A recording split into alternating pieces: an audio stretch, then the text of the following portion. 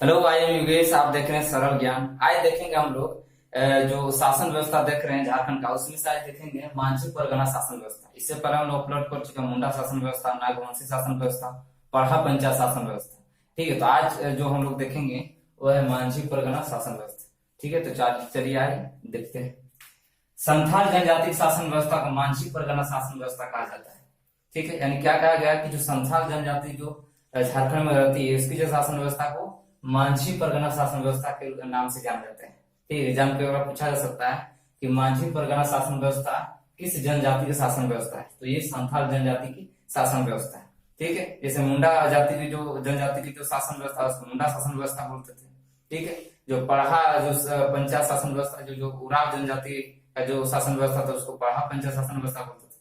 उसी प्रकार मांझी इस परगना शासन व्यवस्था उसे कहते हैं जो संथाल जनजाति की शासन व्यवस्था होती है। ठीक है, संथालों ने यह व्यवस्था सोरिया पहाड़िया से ग्रहण किया था, जिसकी राजनीतिक व्यवस्था अत्यंत लोकतांत्रिक थी। यानी क्या कहा गया कि एग्जाम के बाद पूछा गया है कि संथालों ने जो मांझी परगना शासन व्यवस्था है वो किससे प्राप्त की थी, तो सोरिया पहाड़िया से प्राप्त की थी, जो कि झारखंड का क्या एक आदिम जनजाति है सोरिया पहाड़िया। तो उसी सोरिया पहाड़िया से मांझी परगना शासन व्यवस्था संथालों ने ग्रहण की। ठीक है, अच्छा, इस व्यवस्था में क्या था कि जो भी लोग संथाल लोग हैं उन लोग अपने बच्चों को बचपन में ही सिखा देते हैं अपना जो भी उसका लोकतांत्रिक व्यवस्था है, राजनीतिक या तो फिर आर्थिक जो भी परिस्थितियां हैं सारे के बारे में उन लोग को बचपन में सिखा दिया जाता है, उसी के सिर पर चलने की आज्ञा दी जाती है। ठीक है, अगर नहीं उसके अनुरूप चलाया जाता तो फिर उन्हें आर्थिक और शारीरिक दंड भी दिए जाते हैं। ठीक है, आइए जानते हैं इससे रिलेटेड कुछ महत्वपूर्ण पद और संगठन। ठीक है, इसमें पहला जो है वो है मांझी। इस शासन व्यवस्था में प्रत्येक गांव की एक पंचायत होती है जिसका प्रधान मांझी कहलाता है। एग्जाम यहाँ से कई बार क्वेश्चन पूछा जा सकता है कि मांझी परगना शासन व्यवस्था में जो प्रत्येक गांव की जो पंचायत होती है उसका जो प्रधान है उसको क्या कहा जाता है, तो उसे मांझी कहा जाता है। ठीक है, यानी मांझी परगना शासन व्यवस्था में जो पंचायत होती है, प्रत्येक पंचायत गांव में एक पंचायत होती है, उसी पंचायत का जो प्रधान होता है उसे मांझी कहा जाता है। इसका प्रमुख कार्य क्या है कि जमीन जायदाद, तलाक और आपसी झगड़ों का समाधान करता है। यानी क्या कहा गया कि जमीन जायदाद का मामला हो या तो फिर तलाक वाला मामला हो या तो फिर आपसी झगड़े गांव में हो रहे, तो उस चीज का निपटारा करने का काम कौन करेगा, तो मांझी करेगा। ठीक है, हत्या संबंधी फैसला लेने का अधिकार नहीं। यहाँ पर एक चीज ध्यान रखेंगे क्योंकि एग्जाम जेपीएससी में पूछा जा सकता है कि क्या मांझी को हत्या संबंधी फैसला लेने का विचार है, हत्या संबंधी जो भी विवाद है उस पर क्या फैसला लेने का अधिकार है, तो नहीं। ठीक है, मांझी को लगान वसूलने तथा विवाह संबंध स्थापित करने तक का अधिकार दिया गया। यानी इसको इतना ज्यादा अधिकार दिया गया कि मांझी को लगान टैक्स भी वसूलने का अधिकार दिया गया। उसके बाद विवाह संबंध स्थापित करने के लिए जो भी चीज फुलफिल करना हो, जो भी काम करना हो, सारे चीज पर इनका अधिकार है। किसका, मांझी का। ठीक है, इसके बाद देखें अगला जो होता है पद वो होता है जोग मांझी। मांझी का सहायक के रूप में कार्य करता है। अगर पूछा जाए कि मांझी परगना शासन व्यवस्था में मांझी के सहायक को क्या कहा जाता है, तो उसे जोग मांझी कहा जाता है। इसका काम क्या है कि ये जन्म एवं विवाह संबंधी विवादों का सलाह देने का काम करते हैं। यानी जो मांझी होता है उसको या तो जन्म या विवाह संबंधी जो भी विवाद हो रहा है गांव में, ठीक है, तो उसको सलाह देने का काम मांझी को करते हैं कौन, जोग मांझी। ठीक है, तो आगे जो है मांझी परगना शासन व्यवस्था में अगला जो पद है वह जोग प्राणी। यह जोग मांझी की अनुपस्थिति में उसके कार्यों का संचालन करता है। एग्जाम में कई बार पूछा जाता है कि जोग मांझी की अनुपस्थिति में मांझी परगना शासन व्यवस्था में जो कार्यों का संचालन करता है उसे क्या कहा जाता है, उसे जोग प्राणी कहा जाता है। ठीक है, आप याद रखें। अगला है भगदोपरजा। झगड़ों के निपटारे में गांव के कुछ वरिष्ठ लोगों से विचार विमर्श किया जाता है, जिसे भगदोपरजा कहा जाता है। एग्जाम के बारे यहाँ से क्वेश्चन पूछा जा सकता है, मांझी परगना शासन व्यवस्था में जो झगड़ों के निपटारे के लिए जो वरिष्ठ लोगों से जो बातचीत की जाती थी उसे क्या कहा जाता है, तो उसे भगदोपरजा कहा जाता है। ठीक है, आगे प्रमाणिक या तो फिर प्राणिक, दोनों एक चीज। मांझी की अनुपस्थिति में उसके कार्यों का संचालन प्रामाणिक द्वारा किया जाता है, जिसे उपमांझी भी कहा जाता है। यहाँ पर ध्यान दीजिएगा क्योंकि जोग मांझी की उपस्थिति में कौन करता है उसके कार्यों का, तो जोग प्राणिक करेगा। अगर मांझी की अनुपस्थिति में पूछा जाए तो प्रामाणिक या प्राणिक करेगा। यही चीज यहाँ पर बोला गया है कि मांझी की अनुपस्थिति में जो उनके कार्यों का संचालन करता है उसको प्रामाणिक या प्राणिक बोला जाता है। इसे उपमांझी भी कहा जाता है। ठीक है, ये भी याद रखें, किसी उपमांझी कहा जाता है तो प्रामाणिक या प्राणिक को।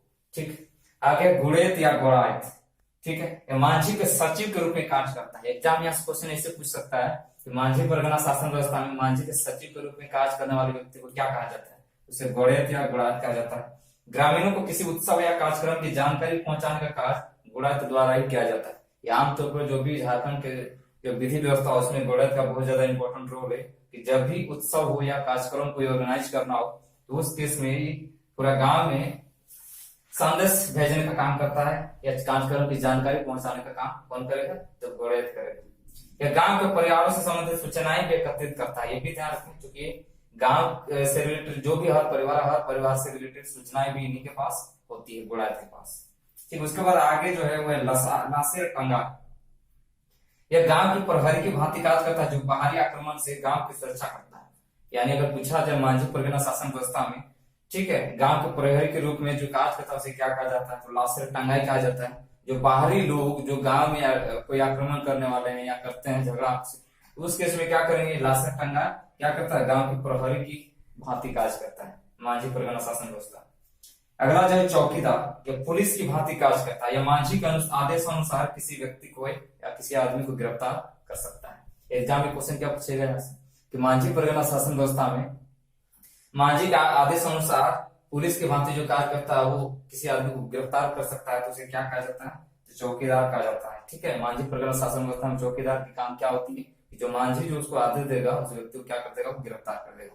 ठीक है, ये पुलिस की भांति कार्य करने का काम कौन करता है, चौकीदार, मांझी परगना शासन व्यवस्था में। तो आगे जो है इसमें है परगने। मांझी परगना शासन व्यवस्था में अगला जो पद है वो परगने। इस व्यवस्था में 15-20 गांव को आपस में मिलाकर परगना निर्मित होता है जिसका प्रधान परगनित कहा जाता है। यहाँ से एग्जाम क्वेश्चन कैसे पूछा जा सकता है कि मांझी परगना शासन व्यवस्था में 15 से 20 गांव को मिलाकर परगना जो निर्मित किया जाता है उसका प्रधान को क्या कहा जाता है, तो उसे परगनित कहा जाता है। ठीक है, जब विभिन्न गाँव के बीच विवादों का निपटारा परगना में किया जाता है। ठीक है, जो भी परगना निर्मित किया गया 15 से 20 गाँव को मिलाकर, वहीं पर क्या होती है, सभा होती है, वहीं पर कार्रवाई होती है, वहीं पर उसका निपटारा किया जाता है, कोई भी विवाद होता है। ठीक है, आगे है देश मांझी, मोड़े मांझी। यह परगनित का सहायक होता है जो 5 से 8 गांव का प्रधान होता है। इस प्रकार एक परगनित के एक से अधिक सहायक होते हैं। क्या कहा गया यहाँ पर कि जो मोड़े मांझी और देश मांझी जो होता है परगनित का क्या होता है, सहायक होता है।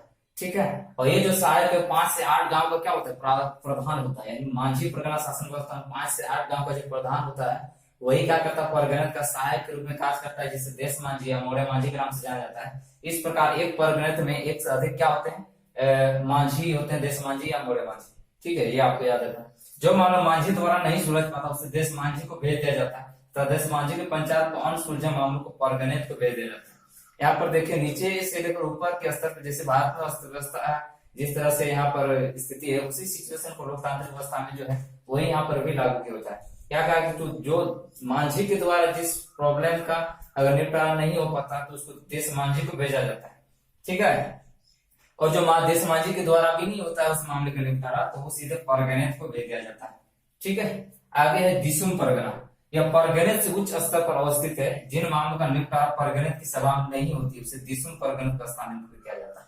ये आपको याद रखना है कि जिस मामले का परगनित में भी नहीं होता है निपटारा जिस मामले का, तो उसे दिसुम परगना में भेज दिया जाता है। यानी पहले क्या था कि मांझी नहीं कर सका तो देश मांझी को भेज दिया, देश मांझी नहीं सका तो फिर परगनित में चला जाता है, फिर परगनित भी उस मामले का निपटारा नहीं कर पाते हैं तो दिसुम परगना को भेज दिया जाता है उस मामले। आगे क्या है बिटलाहा। एक शासन व्यवस्था में क्या एक सजा है, आपको याद रखना। इस शासन व्यवस्था में सबसे कठोर सजा है बिटलाहा। एग्जाम में पूछा सकता है मांझी परगना शासन व्यवस्था में सबसे कठोर सजा को किस नाम से जाना जाता है, उसको बिटलाहा कहा जाता है। ठीक है, यह यौन अपराधों के दोषी को दिया जाता है। यानी जो यौन अपराध जो किए हैं उन्हीं दोषी को यह सजा दी जाती है। अपराधी का पूर्ण बहिष्कार कर गांव से उसे निकालने का प्रावधान है इसमें। ठीक है, इसी कारण क्या हो जाता है, सबसे कठोर सजा हो जाता है मांझी परगना शासन व्यवस्था में। लेकिन इसमें क्या है कि दोषी को क्या बोलेंगे, क्षमा याचना करते हुए पूरे गांव को जाति भोज देकर इस सजा को समाप्त करने का भी प्रावधान है। अगर यदि वो चाहे दोषी कि हम इस सजा को माफ कर दिया जाए या समाप्त कर दिया जाए तो उसको जाति भोज देना होगा उसके गांव, और इस तरह से इस सजा क्या हो सकती है, बिटला खत्म हो सकती। ठीक है, तो इसके बाद अगला जो है नेक्स्ट पद देखेंगे। तो आगे जो मांझी परगना शासन व्यवस्था में पद है नायक। गांव के धार्मिक प्रधान को नायके कहा जाता है। धार्मिक अपराधों का फैसला नायके द्वारा ही किया जाता है। जैसे हम लोग देखे थे कि पढ़ा पंचायत शासन व्यवस्था में वहां जो धार्मिक प्रधान था उसको पाहन कहा जाता था, जबकि मुंडा शासन व्यवस्था में भी जो धार्मिक प्रधान गांव का होता था उसे भी पाहन कहा जाता था। लेकिन आपको ध्यान रखना है कि मांझी परगना शासन व्यवस्था में जो धार्मिक प्रधान गांव के जो होते हैं उसे नायके कहा जाता है, और ये जो धार्मिक अपराधों का फैसला यही लिया करते हैं, कौन? नायके। ठीक, आगे कुड़ाम नायके, ये उप नायके की भांति कार्य करते हैं, गांव से बाहर देव देवताओं की पूजा पाठ संपन्न कराता है, यानी वो उप नायके की भांति कार्य करता है, और जो गांव से बाहर जो भी देव देवता है सारे का पूजा पाठ करने का किसके जिम्मा है? कुड़ाम नायके ये काम करता है। ठीक है, आगे है करेला दंड, यह सबसे हल्का दंड है, इसके तहत अपराधी को 5 रुपए से लेकर 150 रुपए तक का दंड लगाया जाता है। सबसे कठोर बोले तो बिटला, और सबसे हल्का बोले तो करेला दंड, इसके तहत दोषी को 5 रुपए से लेकर 150 रुपए तक का दंड दिया जाता है। ठीक है, आपको याद रखना है, एग्जाम में पूछा जाता है कि करेला दंड और बिटला दंड में से कौन सबसे कठोर है, या तो फिर इनमें से कौन सबसे हल्का दंड है। ठीक है, आपको याद रखना। आगे लोबी संद्रा, इस शासन व्यवस्था में सर्वोच्च न्यायिक संस्था होती है। अगर पूछा जाए मांझी परगना शासन व्यवस्था में सर्वोच्च न्यायिक संस्था को क्या बोला जाता है? उसे लोबी सेंद्रा के नाम से जाना जाता है। ठीक है, आगे सेंद्रा बेंसी, इस शासन व्यवस्था में शिकार परिषद होता है सेंद्रा बेसी, यानी अगर पूछा जाए मांझी परगना शासन व्यवस्था में शिकार परिषद होता है तो उसको किस नाम से जाना जाता है? तो उसे सेंद्रा बेंसी के नाम से जाना जाता है। ठीक है, आपको याद रखना। आगे कुछ अन्य तथ्य हैं, उसको आपको याद रखना है, जैसे भक्तों प्रजा को छोड़कर शेष सभी पदधारी को इस शासन में भूमि प्रदान की जाती है। सिर्फ इसमें देखिए जो भक्तों प्रजा होता है, मांझी परगना शासन होता है, जो क्या करते हैं, जो मांझी जो फैसला लेता है उसमें जो पंचायत होती है, उस पंचायत में जो विचार विमर्श करके जो वरिष्ठ लोग होते हैं, इसको भक्तों प्रजा कहा जाता है, तो उन लोगों को जमीन नहीं दी जाती। ठीक है, बाकी जितने भी पदधारी है सबको जमीन दी जाती है। आगे शासन व्यवस्था में माघ सिंह के अवसर पर अधिकारी का चुनाव किया जाता है, यानी ये सब जो अधिकारी सारे जो पदधारी इन लोग का चुनाव कब किया जाता है? तो माघ सिंह के अवसर पर। ठीक है, आगे के रूल्स 1856 के नियम के आधार पर मांझी परगना शासन व्यवस्था को कानूनी मान्यता प्रदान की गई। ठीक है, अगर पूछा जाए किस रूल के तहत मांझी परगना शासन व्यवस्था को कानूनी मान्यता प्रदान की गई, तो रूल्स ये कब लागू हुआ था? 1856 के तहत ही मांझी परगना शासन व्यवस्था को कानूनी मान्यता प्रदान की गई। ठीक है, तो इस तरह से पूरा हो गया मांझी परगना शासन व्यवस्था। यहाँ से जेपीएससी में एक क्वेश्चन आने वाला है, आता है। ठीक है, और जेएसएससी के एग्जाम में कई बार पूछा जा सकता है। ठीक है, तो ये वीडियो आपको कैसा लगा आप हमें जरूर बताएं। अगर ये आपको अच्छा लगा तो आप कमेंट करके जरूर बताएं, साथ ही सब्सक्राइब भी करें, लाइक भी करें, शेयर भी करें। So thank you for watching.